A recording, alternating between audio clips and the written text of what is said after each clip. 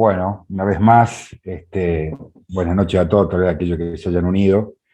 Eh, y bueno, agradecer, por supuesto, como dije anteriormente, esta invitación. Realmente una responsabilidad muy grande para mí estar con ustedes y un gozo muy grande compartir esta carta tan preciosa, tan especial. Eh, Como veremos, yo estudié una carrera que está muy ligada a la justicia. Yo tengo un sentido de la justicia por mi familia, tal vez por mi formación, muy especial. Si hay algo que a mí me indigna y lucho con mi carácter, yo soy descendiente de italianos del norte y del sur. Tengo mucha sangre siciliana y a veces se me nota el tano que llevo adentro. Es algo que me indigna mucho, son las injusticias sociales. Y este libro trata de una manera muy práctica, y en especial este pasaje que vamos a abordar, que ya viene también tratando justamente este tema. El título que me han dado, el tema que me han puesto justamente se llama Disciplina en la vida cristiana. Y sin duda que es así. Eh, Vamos a leer el pasaje que hoy nos toca, que está en el capítulo 5, verso 1 al 12. Así que vamos a leer nuestra querida versión Reina Valera. Después vamos a ir comparando con otras versiones más dinámicas, más modernas, pero vamos a ir a ella. Así que dice así, Santiago capítulo 1, perdón, capítulo 5, verso 1. Vamos ahora, ricos, llorad y aullad por las miserias que os vendrán. Vuestras riquezas están podridas y vuestras ropas están comidas de polilla. Vuestro oro y plata están enmohecidos y su moho testificará contra vosotros y devorará del todo vuestras carnes como fuego. Habéis acumulado tesoros para los días postreros. He aquí clama el jornal de los obreros que han cosechado vuestras tierras, el cual por engaño no les ha sido pagado por vosotros. Y los clamores de los que habían cegado han entrado en los oídos del Señor de los ejércitos. Habéis vivido en deleites sobre la tierra y sido disolutos. Habéis engordado vuestros corazones como en día de matanza. Habéis condenado y dado muerte al justo, y él no os hace resistencia. Por tanto, hermanos, tened paciencia hasta la venida del Señor. Mirad cómo el labrador espera el precioso fruto de la tierra, aguardando con paciencia hasta que reciba la lluvia temprana y la tardía. Tened también vosotros paciencia y afirmad vuestros corazones, porque la venida del Señor se acerca. Hermanos, no os quejéis unos contra otros, para que no seáis condenados. He aquí, el juez está delante de la puerta. Hermanos míos, tomad como ejemplo de aflicción y de paciencia a los profetas que hablaron en nombre del Señor. He aquí, tenemos por bienaventurados a los que sufren. Habéis oído de la paciencia de Job y habéis visto el fin del Señor, que el Señor es muy misericordioso y compasivo. Pero, sobre todo, hermanos míos, no juréis, ni por el cielo, ni por la tierra, ni por ningún otro juramento, sino que vuestro sí sea sí y vuestro no sea no, para que no caigáis en condenación. Les debo el PowerPoint, tal vez para otra oportunidad si se presenta, pero bueno, vamos a tener allí en nuestra Biblia, vamos a leer también algunos textos, aparte del pasaje que nos ocupa. A mí me gusta mucho la exposición, la predicación expositiva, exponer el texto, no salirme mucho de él, no perder el hilo conductor y poder juntemos al texto por qué dice lo que dice. En primer lugar, cuando pensamos en la disciplina de la vida cristiana, eh, tenemos que saber que la palabra disciplina es una palabra que la Real Academia Española la define como un conjunto de normas o de reglas que están instituidas para que un grupo determinado se sujete a ella y haya un orden. La etimología, por ejemplo, de la palabra disciplina, dice que viene del latín discípulo.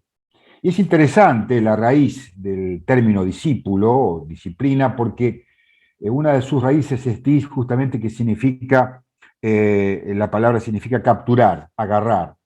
Otra parte de este término, disciplina, significa justamente aprender.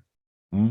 Y el ina, el sufijo ina, significa referente a. Entonces, la disciplina es la captura del conocimiento, del aprendizaje. Eh, Cuando relacionamos también la disciplina a la vida cristiana, lo relacionamos también con lo que serían hábitos, conductas, valores y virtudes. Ustedes saben que Santo Tomás de Aquino fue un gran teólogo católico de fines de la Edad Media, el creador, uno de la escolástica, desde el punto de vista filosófico, y me gusta cómo él define las virtudes. Los valores son cualidades, ¿no es cierto?, que tienen de ciertas conductas que son buenas, pero la virtud, definía Santo Tomás de Aquino, una virtud es un hábito operativo bueno. Básicamente, una virtud es un valor que se practica, es un valor que cuando se hace hábito en mi vida, se convierte en una virtud. Una persona virtuosa es una persona que practica los valores, que son por lo general, los valores son buenos. Después están los antivalores o los disvalores. Ahora los valores, la posmodernidad ha intentado cambiar un poco esto, este concepto. Ahora se dice que ya no hay valores buenos o valores malos, o hay buenos y malos, pero son valores. Eso es parte del estudio de la axiología. Y del estudio de este pasaje se desprende una serie de disciplinas, de virtudes, que son importantes para enfrentar básicamente algo que plantea Santiago al comienzo. En la carta de Santiago, como ustedes ya han venido viéndola, ya la están terminando, es una carta eminentemente práctica. Tan práctica que costó entrar en el canon, tan práctica que el propio Lutero dudaba si era inspirada, tan práctica que se cree que parece que contradice a Pablo, aquel que dice justamente que la salvación es por fe, no por obras, y Santiago parecería decir que la salvación es por obras y no por fe. Santiago lo que dice en realidad es, tú tienes fe, bueno, yo te voy a demostrar mi fe por medio de mis obras, porque la fe sin obras es muerta. Santiago es un hombre, el hermano del Señor, un hombre a quien llamaban, como ustedes bien saben, solían apodarlo rodillas de camello, porque un hombre que vivía de rodillas, vivía en oración, un hombre de oración. Y es una carta dirigida justamente a los creyentes, a los cristianos, judíos en la dispersión. Y es importante aclarar esto porque los comentarios que hay, ya llevamos 2000 años de cristianismo, así que imagínense la cantidad de teólogos que han comentado sobre esta carta. En primer lugar, el primer planteo que se hace es acerca de a quién se refiere en esa condena que hace Santiago cuando habla justamente de los ricos. En primer lugar, digamos a manera de introducción de que el hermano del Señor, Santiago, habla en un tono profético, no habla en un tono de maestro en esta parte o de predicador. Ustedes habrán visto que él tiene un toque pastoral, porque siempre dice hermanos míos, y cuando dice hermanos míos, tac, ahí viene la exhortación. Es una carta muy exhortativa. Entonces, es como que antes de darnos el reto o el llamado de atención, nos abraza primero, es como a veces a un hermano queremos decirle algo que le va a doler, lo abrazamos y buscamos la manera, la forma, el modo de decírselo de la mejor manera posible. Así es Santiago. Pero Santiago es muy duro. Y acá tiene un toque muy, dicen algunos, profético, porque habla de los ricos de una manera muy dura. Entonces eso es un toque muy profético. El lunes pasado terminé justamente en el Müller de dar los profetas preexílicos y posexílicos. Y los profetas del Antiguo Testamento, que tenía muy presente Santiago, se caracterizaban por tres cosas en su ministerio. Primero, por un tono de denuncia. Los profetas del Antiguo Testamento, ellos, más que enseñar, denunciaban una situación de corrupción, de pecado, de inmoralidad de su pueblo. fundamentalmente algo que era muy común en el reino del norte, en Samaria, como también lo hubo en el reino del sur, en Judá. El segundo aspecto de su ministerio, además de denuncia, era de un llamado de arrepentimiento. Ellos denunciaban el pecado, después llamaban al pueblo al arrepentimiento. Y el tercer aspecto del ministerio profético era proclamar palabras de esperanza. Fíjense que si ustedes leen las cartas, los profetas, en su mayoría hay un toque de denuncia, un llamado de arrepentimiento, pero al final hay muchísimos pasajes que dan aliento y esperanza, y una mención de la segunda venida del Señor, del Mesías, del día de Jehová. Bueno, ahí ya eso habla también de juicio, ¿no? Pero básicamente en eso habla justamente el profeta, habla de denuncia, de juicio, de arrepentimiento, pero también de esperanza. Y también Santiago sigue, en cierta manera, en este pasaje un poco ese modelo. Hay una denuncia, no tanto un arrepentimiento directamente, pero sí hay un llamado a reflexionar, y también hay palabras, por supuesto, de consuelo y de esperanza. Otra pregunta que nos tenemos que hacer, que les decía al comienzo, es: ¿a quién va dirigida esta condena? Si miramos el texto, básicamente está dividida en dos partes. Del versículo 1 al 6 hay una fuerte condena ¿hacia quiénes? Hacia los ricos. Es decir, ustedes han estado estudiando el pasaje anterior y se habla ahí de los comerciantes, de no confiar en sí mismo, de decir, cuando vayamos y hagamos esto, digamos siempre si Dios quiere. Se habla de que el hombre no es nada, de que se disipa como la niebla. Y aquí se hace referencia a los ricos, pero más bien a los terratenientes, es decir, a las personas que tienen tierras, a ricos y poderosos. Algunos dicen que se refiere acá no a los creyentes, sino que por el tono, por la forma de expresarse que tiene Santiago, se está refiriendo a los ricos en general, es decir, a los ricos más bien incrédulos, no a los creyentes, a los ricos creyentes dentro de la iglesia. Otra opinión un poco más equilibrada, que es la que yo creo que es la que debe sostenerse, es que se refiere, sí, efectivamente a los ricos incrédulos, pero también hay una alusión indirecta a aquellas personas que son ricas o que tienen una buena posición económica y que también están dentro de la iglesia. Fíjense que en pasajes que ustedes ya han visto hay una denuncia de esa discriminación que se hacía en aquellos tiempos hacia los creyentes pobres y los creyentes que eran de condición rica. Entonces, en primer lugar, del versículo 1 al 6 tenemos una condena de una conducta de estas personas, una conducta insensible, egoísta, mezquina y totalmente injusta. Y comienza con una interjección, se llama, allí cuando dice, vamos ahora ricos. Otra versión dice, una variante de traducción puede ser esta: presten atención. Dice, vamos ahora, Santiago lo usa para llamar la atención de su lector. Significaría, bueno, presten atención, atención, eso es lo que está justamente queriendo decir. Y dice justamente, llorad y aullad ricos por las miserias que os vendrán. En primer lugar, vamos a decir que la Biblia no está en contra de la riqueza, no está en contra tampoco de los ricos. También quiero decir algo, no quiero meterme, algunos creyentes, cuando yo hablo un poco de ciencias políticas, que un poco por mi formación me gusta decir algo, se molestan o se ponen nerviosos, pero no hay que ponerse nervioso. La Biblia no es socialista, la Biblia no es comunista.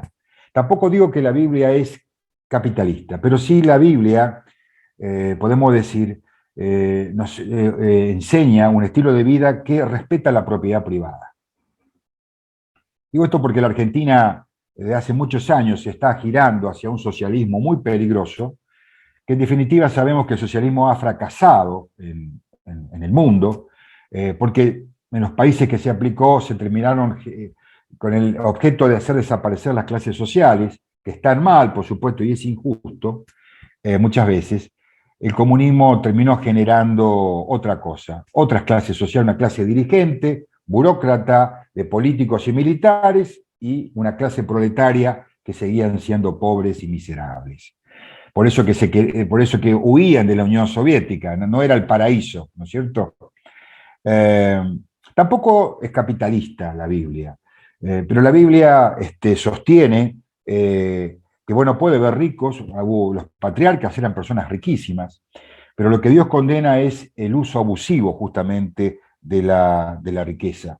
Si vamos, los invito a ir a 1 Timoteo, fíjense, vamos a ir a 1 Timoteo capítulo 6, verso 17, dice así: a los ricos de este siglo manda que no sean altivos, ni pongan la esperanza en las riquezas, las cuales son inciertas, sino en el Dios vivo, que nos da todas las cosas en abundancia para que las disfrutemos. El que nos da las cosas no es un gobierno de turno, por más eficiente que sea en su administración. Es el Señor el que nos da las cosas materiales. Y dice el 18, que hagan bien, que sean ricos en buenas obras, dadivosos, generosos, atesorando para sí buen fundamento para lo porvenir, que echen mano de la vida eterna. Fíjense que lo que está diciendo allí no está condenando la riqueza. Está diciendo, sí, lo dice más arriba, de que la raíz de todos los males tampoco es el dinero, sino el amor al dinero. Así que es importante tener en cuenta esto, de que no es que acá el apóstol esté en contra de los ricos o de la riqueza, sino de lo que estos ricos estaban produciendo, estaban justamente ocasionando, que era una situación de mucha mezquindad e injusticia. Luego el texto dice, llorad y aullad, bueno, se puede traducir como llorar a gritos, o lloren con aullidos de tristeza, se puede traducir así. Una expresión que nosotros lamentablemente, claro, no conocemos los idiomas originales, el hebreo, pero los eruditos nos dicen que era muy usada, ¿no es cierto?, en el Antiguo Testamento. Y luego dice, bueno, por las miserias que ustedes van a recibir. Santiago está acá justamente anunciando, como si fuese un profeta, el juicio futuro que caería sobre ellos producto de sus injusticias. Sus riquezas serían justamente destruidas. Y hace una enumeración que hemos leído acerca de que toda esa riqueza se echaría a perder. Dice una variante de traducción, su riqueza se está pudriendo, su ropa fina con trapos, son trapos carcomidos por polillas, su oro y plata se han corroído, y esas mismas riquezas con las que contaban se consumirán como el fuego. El tesoro corroído que han amontonado va a testificar contra ustedes en el día del juicio. Fíjense que hay una condena, hay una descripción, no me puedo extender mucho, no quiero ser tan extenso en esta oportunidad, pero fíjense que hay una descripción de lo que sucedería, es decir, toda su riqueza sería destruida. El verso 4 comienza justamente diciendo, de aquí clama, una variante de traducción es esta, así que escuchen, dice el original, oigan las protestas de los obreros del campo a quienes estafaron con el salario, los reclamos de quienes les cosechaban sus campos han llegado al oído del Señor de los ejércitos. He aquí clama el jornal. La carta de Santiago es una carta llena de figuras, de personificaciones, de figuras de dicción. Santiago escribe como si fuera que el jornal, es decir, el sueldo, fuera una persona que se está quejando. ¿Qué era lo que estaba justamente pasando aquí? Bueno, era que estos terratenientes no le estaban pagando el salario a sus jornaleros. Era costumbre en aquel tiempo pagarle el jornal a un obrero en el campo al terminar el día. Hay parábolas acerca de esto. Hay una que me gusta mucho. ¿Se acuerdan cuando el Señor le paga lo mismo, en un denario, a aquel que trabajó todo el día que a aquel que trabajó una hora? ¿Se acuerdan? Y el que trabajó todo el día se queja. ¿Y qué le dice allí el dueño de la hacienda? Amigo, ¿por qué te quejas? ¿No he acordado yo pagarte un denario? Te quejas porque a él que trabajó menos le pago lo mismo. ¿O acaso tú tienes envidia porque yo soy bueno? Esta parábola nos habla de la gracia de Dios y que Dios es soberano y hace lo que quiere, como quiere y con quien quiere. Y Dios es justo. Me encanta el concepto de la gracia de Dios en esta parábola. Ahora, estaba totalmente prohibido hacer esto, estaba muy mal visto. Tal es así que, si usted me acompaña al Antiguo Testamento, en Levítico, por favor, acompáñeme para que quede el texto allí en cuenta. Levítico, capítulo 19, capítulo 19, verso 13, dice así, Levítico 19, 13. No oprimirás a tu prójimo, ni le robarás. No retendrás el salario del jornalero en tu casa hasta la mañana. Incluso hay otra norma que me estaba acordando, muy interesante, cuando estudiábamos los profetas. Ustedes saben que en aquel tiempo no había mucha ropa, a veces se tenía una sola muda de ropa, una sola capa. No es como ahora que a veces tenemos, gracias a Dios, más de una campera o más de un suéter. En aquel tiempo se daba a veces una parte de una prenda, como puede ser una campera, una capa, en prenda a un acreedor. ¿Sabe lo que dice lo que decía justamente la ley? Que durante la noche, al llegar la noche, el acreedor debía tomar la capa y devolvérsela al deudor para que se cubra durante la noche, para que no tenga frío. Y a la mañana el deudor debía volver a darle al acreedor su capa en concepto de prenda. Mire, hasta en ese mínimo detalle, Dios, este Dios tan amoroso y tan misericordioso tenía en cuenta, ¿no? Y a veces estas verdaderas joyas de la ética social que encontramos en la Biblia, lo pasamos muchas veces por alto. Hay otro tema, otro texto, en este sentido, Deuteronomio, capítulo 24. Deuteronomio normalmente para los abogados que nos gustan las leyes, es una obra de arte, de la legislación divina. Deuteronomio capítulo 24, acompáñeme, verso 15, dice así: en su día le darás su jornal, y no pondrá el sol, y no se pondrá el sol sin dárselo, pues es pobre, y con él sustenta su vida, para que no clame contra ti a Jehová, y sea en ti pecado. Para que no clame. Fíjese que el texto dice que las quejas habían llegado a la presencia del Señor. Aunque la denuncia es ante los ricos de este mundo, me ha tocado muchas veces escuchar a creyentes tener actitudes mezquinas, negándole muchas veces el salario acordado a sus empleados, también creyentes. He escuchado conversaciones como esta. Una persona le dice a su jefe: va a venir fulano de tal y tengo que pagarle lo que le corresponde. Le pago también aquello,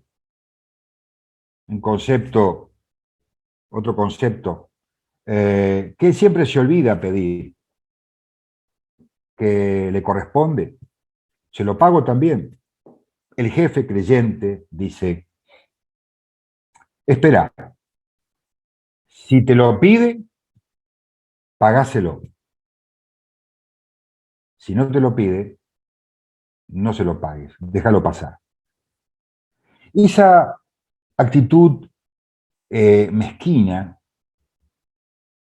esa actitud, como decimos en Argentina, de sacar ventaja, de ser un ventajero, hecha por creyentes. Estoy contando algo de lo más sencillo, de esto a muchas situaciones en que he visto de muchos empleadores cristianos que tienen en negro a sus empleados creyentes, todo entre creyentes.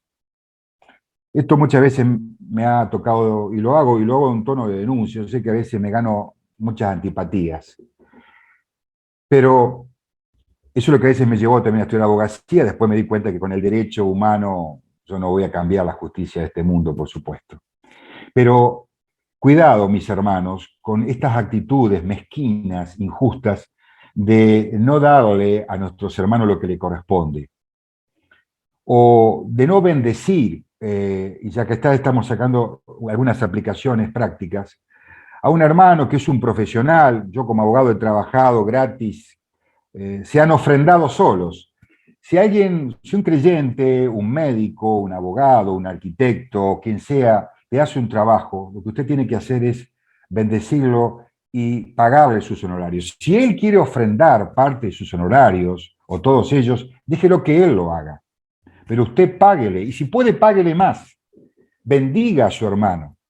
Pero he visto cómo muchas veces líderes, personas, se aprovechan de esta situación y no le pagan a ese hermano, porque es un hermano de la iglesia, se aprovechan de esa situación, se ofrendan solos. No sé si usted me entiende el concepto. Esto es lo más pequeño. El Señor se molesta con estas cosas. Cuidado, porque si ese creyente, en lugar de quejarse, que es lo que no tenemos que hacer, lleva su clamor a Dios y lo hace en oración, como es lo que tenemos que hacer, puede llegar a la presencia de Dios, y esto le disgusta mucho al Señor. El Señor es vengador de todas estas cosas, y la disciplina comienza en casa. Esto es algo que me ha tocado ver muchas injusticias de carácter económico dentro del pueblo de Dios. Y ya existía en aquel tiempo. A veces creemos que esto pasa en el mundo, pero también Santiago lo está llevando, lo está enseñando justamente para que esto no suceda dentro justamente de la iglesia. Uy, el tiempo se me ha ido, tengo que avanzar más rápido. Entonces, fíjense, ¿no? El verso 5 describe cómo esos creyentes, dice, haber vivido en disolución, en riquezas, haber sido disoluto, haber engordado, y está usando allí el término de ese cordero, de ese animal que se lo acostumbraba a engordar para matarlo en un día de fiesta. Bueno, acá habla del corazón, que es el centro de las emociones para los hebreos. Bueno, ellos habían engordado, se habían aprovechado, viviendo de una manera totalmente disoluta, con excesos y con lujos, a costa de la pobreza, del sufrimiento y de la escasez de sus hermanos. Y dice algo interesante: han condenado y matado a personas inocentes que no ponían resistencia. No es que esté condenando un homicidio, literalmente. Investigando esto, encontramos que lo que Santiago está diciendo acá es que él está aludiendo a un texto que está en el libro de Eclesiástico, es un libro deuterocanónico. En el capítulo 34, verso 26, dice así: mata a su prójimo quien le priva de la sustancia, y derrama sangre el que retiene el salario al jornalero. Eclesiástico, capítulo 34, versos 26 y 27. Estos eran libros hebreos, deuterocanónicos, muy leídos por los discípulos en aquellos tiempos. No eran libros inspirados, eran libros de normas morales, y es posible que Santiago esté queriendo decir eso cuando dice que cuando yo no le pago o le privo de lo que le corresponde a mi hermano, es como que si lo estaría matando. Ahora, como consecuencia de esto, de toda esta descripción que hace Santiago, del versículo 7 al 12 tenemos una serie de disciplinas, de virtudes que tenemos que poner en práctica. ¿Qué es lo que tenemos que hacer? ¿Cómo actuar ante las injusticias de este mundo? Lo común, lo que solemos hacer es quejarnos, murmurar, y no logramos nada.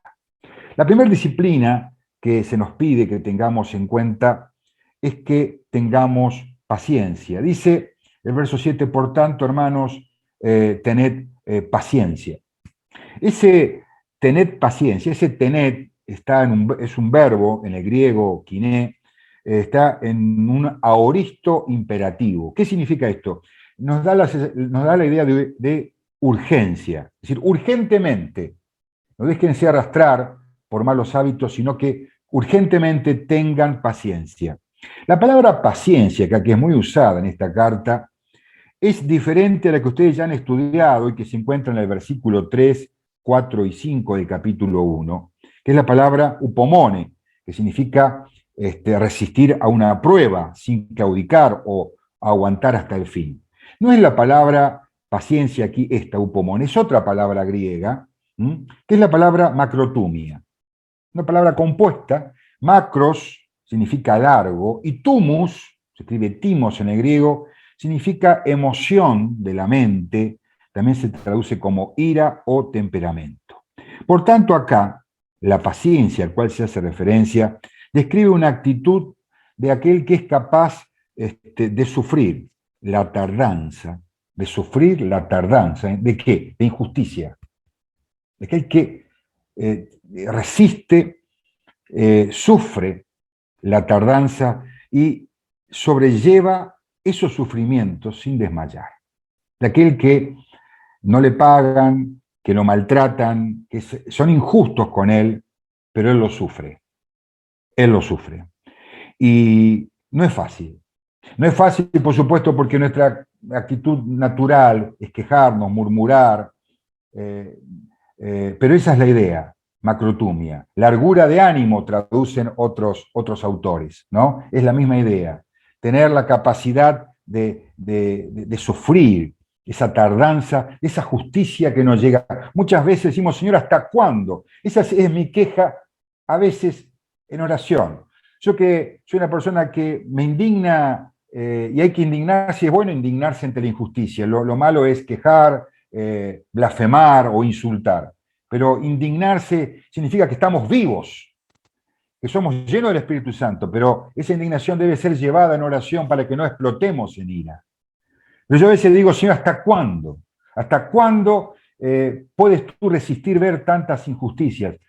Como profesor de historia, que reviso la historia una y otra vez, veo las cosas que el hombre le ha hecho a sus semejantes. Yo digo, Señor, ¿cómo es posible que hayas podido soportar esto? El holocausto judío, la muerte de inocentes, violaciones de millones de mujeres, la injusticia, Señor, ¿hasta cuándo? Necesitamos de esta paciencia. Pero dice algo interesante justamente, tengan paciencia hasta la venida, la venida del Señor, y se refiere claramente a la segunda venida. Segunda venida que tiene tres características en el Nuevo Testamento. Es literal, nos dice Hechos 1 al 11, una venida literal, una venida que será visible, nos dice Apocalipsis 1:7, una venida que será judicial. Repartirá y dará lugar a cada uno lo que le corresponde, dejando los cabritos a un lado y a otro. Mateo capítulo 25, verso 31 al 34. La palabra venida es la famosa palabra parousia, que hace referencia, o se aplicaba en aquellos tiempos, a la visita de un gobernador o de un rey a un lugar determinado. La parousia se refiere a la presencia personal. ¿De qué? En este caso de un rey, en este caso del Señor. Muy usado este término en el Nuevo Testamento y nos habla de esperanza. Resistamos con paciencia, porque hay esperanza en esa segunda venida del Señor, una de las doctrinas más extensas que encontramos en toda la Biblia. Y luego hace una comparación, de que nos compara al labrador, la figura, otra vez, aquel labrador que con paciencia dice espera. El término allí espera, en el griego, significa esperar con gran deseo. Esperar con gran deseo. Otra traducción dice que espera con ansias, con gran deseo. Saben, mis queridos, el labrador, yo que provengo también de familias que han tenido campo, el labrador cuando siembra tiene que sentarse a esperar. El labrador no puede hacer nada, porque tiene que esperar un proceso natural de la germinación de la semilla. Y tiene que esperar que a su vez haya factores climatológicos actúen. Dice la lluvia temprana y la tardía. Es una referencia a las lluvias allí en Palestina. La lluvia temprana era la primera lluvia que se daba en Palestina a fines de octubre o principios de noviembre, que permitía que la semilla germinara. La lluvia tardía era la lluvia que se daba en la primavera de ellos, lo que sería otoño para nosotros, la primavera de ellos, allí por abril, mayo, que hacía que el grano madurara. Ahora, fíjense que estos son dones del cielo. El labrador tiene que esperar ese proceso natural que no depende de él. Entonces no puede hacer nada. Y tiene que esperar a su vez que llueva, que el clima sea favorable a él, que la lluvia caiga del cielo.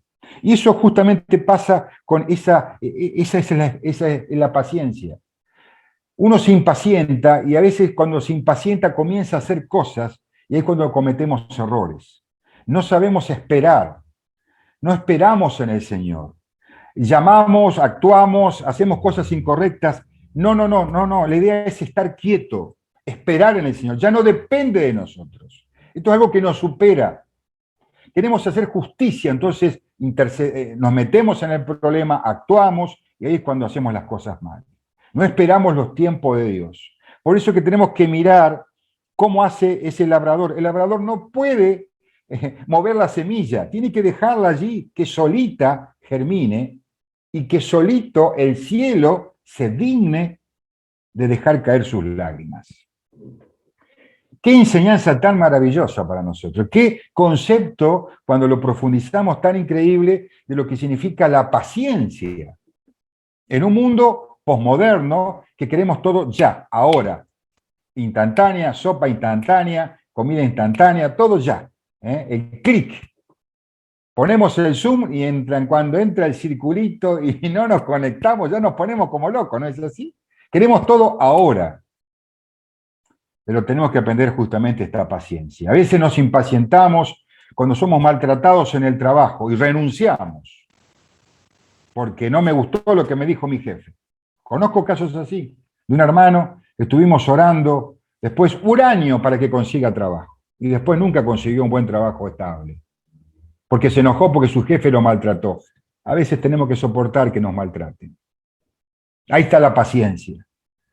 Llevar nuestra queja al Señor, pero esperar. Ya no depende de nosotros. Señor, mira lo que me han hecho, mira lo que sucede, Señor. Actúa, obra. Hay que esperar. La segunda disciplina, justamente lo encontramos en el verso 8, que dice que además de la paciencia, afirmar los corazones, porque la venida del Señor está cerca. La vamos a llamar valentía. Afirmar los corazones, en lugar de tener un corazón agitado, ser valiente. Y esa valentía es únicamente, puede fundamentarse en la obediencia incondicional en la palabra, creyendo justamente en que la venida del Señor está cerca. Claro, pasan ya hace 2000 años, ¿no? Pero la venida es inminente, ya. Entonces, además de esa valentía, segunda disciplina, fortalecer los corazones significa fortalécense. Diría Pablo en otro lugar, comportaos varonilmente. No es que el varón sea más que la mujer, sino esa cualidad del varón de fortaleza, como aquel hombre que saca fuerzas cuando se enfrenta en batalla. Comportaos varonilmente, tanto el hombre como la mujer, ¿no? Valentía. ¿Por qué? Creer en la promesa de que la venida del Señor está cerca. Y esta otra disciplina, la tercera disciplina, la fe. Creer de que la venida justamente está cerca. La siguiente disciplina la vemos en el verso 9, cuando dice que no quejarnos unos a otros. Y podríamos titularla un trato amoroso. En otra parte, Pablo dice, no se muerdan unos a otros, sino justamente de no quejarnos. Y la idea acá, cuando dice no os quejéis, está nuevamente en un aoristo imperativo, y la idea es, si lo podríamos traducir, sería dejen de quejarse y de pelearse, de echarse la culpa unos a otros, puesto que esto ya era un hábito en los creyentes. Había injusticias, como la hay dentro de las iglesias, ¿y qué solemos hacer? Echarnos la culpa de esto, como está pasando ahora lamentablemente en el gobierno, en nuestro país. Usted prende la televisión, es culpas, nadie se hace cargo y todo el mundo se echa la culpa y se piden renuncias y queja y queja. Bueno, Eso pasaba en aquel tiempo dentro de la iglesia y ya era un hábito. Entonces Santiago dice, dejen de quejarse unos a otros, sino que trátense amorosamente con comprensión. Justamente Mateo capítulo 7, verso 1, dice justamente que no juzguemos al otro para que no seamos juzgados. No olvidemos, y no tengo tiempo porque el tiempo ya me corre, si vamos a 1 Corintios capítulo 4, verso 5, dice que no juzguemos ya que todo se juzgará a su debido tiempo y pensemos en el tribunal de Cristo. A veces el creyente se olvida de que va a pasar por un tribunal. Entonces, tiene muchas conductas, muchas cosas eh, eh, que, que cree que no va a ser juzgado justamente por ellas. Fíjense que cuando el texto dice en el verso 9, para que no seáis condenados, no se refiere a que a que va a perder la salvación. Se habla justamente de que vamos a perder esa condena, es decir, vamos a ser hallados culpables en nuestras motivaciones, en nuestro proceder, y esto nos va a ocasionar, según 1 Corintios capítulo 3, la pérdida de recompensas. El juicio va a empezar por casa, va a empezar primero, de hecho, el tribunal de Cristo va a empezar primero en los creyentes, en la iglesia, luego el juicio final, eso será el final, pero el juicio empezará primero limpiándonos a nosotros los creyentes, que hemos edificado, si oro o plata y piedras preciosas, o si hemos edificado madera, heno u hojarasca. El juez está a la puerta, me está hablando nuevamente que es inminente la venida del Señor. Y nuevamente dice el verso 10, hermanos míos, para mostrarme otra disciplina. Dice el verso 10, tomen como ejemplo de aflicción y paciencia a los profetas que hablaron en el nombre del Señor. Y nuevamente tenemos otra disciplina, que es justamente, en quinto lugar, la constancia y la fidelidad. Seamos constantes, seamos fieles como esos profetas del Antiguo Testamento, como Jeremías, que debió predicarlo a un pueblo y él sabía que no se iban a convertir, como Isaías, que después terminó siendo aserrado, según se cree, así cree la tradición rabínica, aserrado en dos por un rey impío. Estos profetas que predicaban sin esperar nada a cambio, constantes, ser constantes. Otra disciplina del verso 11 hace referencia a Job. Dice que somos bienaventurados si sufrimos. Miren a Job, un ejemplo de paciencia y persistencia. Ahí tenemos otra disciplina. Paciencia y persistencia. Ya hemos hablado de esta paciencia, ¿no? Y persistencia. Acá justamente sí, la paciencia que se habla es la palabra upomone. La capacidad de resistir en la prueba. No es macrotumia. Así que Santiago usa la palabra paciencia en los dos sentidos. Qué interesante, ¿no? Y por último, dice el versículo 2 y nos da otra disciplina. Ser veraz en todo momento. Dice, no juren ni por el cielo ni por la tierra, que vuestro sí sea sí, que vuestro no sea no, para que no tengamos condenación. Es mejor, dice Eclesiastés, que no prometas y no que prometas y no cumplas. De modo tal, entonces, que para cerrar, esta actitud de adversidad, de injusticia que podemos tener en la vida, dentro incluso de la congregación, dentro de la iglesia, por situaciones que muchas veces se dan, debemos enfrentarlas con disciplinas. ¿Cuáles son ellas? Paciencia en sus dos aspectos. Esa macrotumia, esa capacidad de resistir con la dureza de ánimos, de soportar esa tardanza, esa justicia que parece que no llega nunca, y también esa capacidad de resistir la prueba, la tentación ante el mal. Paciencia. Soy tentado a patear todo. Mis queridos, voy a usar un término que no es mío, quiero ser ético, sino que pertenece a nuestro querido hermano Salvador de Lutri. Escuche bien. Salvador siempre dice, no se solucionan los problemas dando un portazo. Lo dice él, un hombre de casi 80 años. No se solucionan los problemas dando un portazo. No se solucionan dando un portazo o pateando todo. Esto no significa que yo no tenga que hablar y confrontar, eso es otra cosa. Pero no, me voy y doy un portazo. Nunca se logra nada. Por tanto, paciencia. Otra disciplina es la valentía, la fe, también la fidelidad, como la tuvieron los profetas, un trato amoroso, ser constantes, resistir, tener resistencia, esa capacidad de aguante, y por último, ser veraz. Decir siempre la verdad. No andar prometiendo ni jurando como era costumbre en aquel tiempo, no juremos, sino que ser veraz. Así que, queridos hermanos, ya se me están yendo algunos para que no se haga más tarde, que el Señor pueda darnos la fortaleza para llevar adelante todas estas disciplinas en nuestra vida. Que el Señor nos bendiga. Oh, qué amor incomparable, Jesucristo nos mostró cuando su preciosa sangre por nosotros derramó. De su amor, ¿quién no recuerda? ¿Quién no le adorará? Exaltado sea por siempre nuestro príncipe de paz.